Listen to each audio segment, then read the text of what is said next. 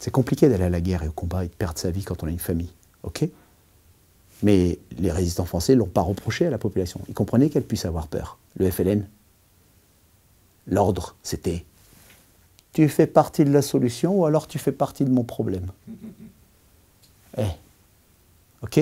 Alors l'armée française a fait des saloperies. On a balancé du napalm, j'en parle dans le film, contre les directives des lois de la guerre à l'époque par l'ONU. On a balancé du napalm sur des endroits quand on n'arrivait pas. On savait qu'il y avait un foyer de Félaga. On se foutait de savoir qu'il y avait des familles. On a envoyé le napalm. On a fait des choses très dures.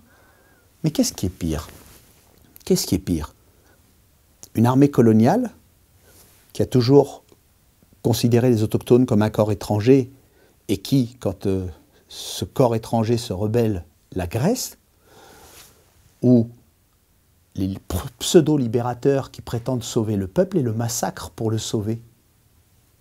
Quel est le père de famille ou la mère de famille qu'on dirait digne de ce titre s'il frappait sur ses enfants pour leur inculquer le respect?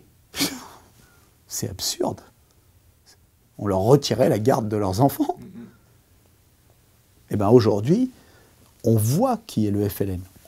Et c'est le peuple algérien qui le dit.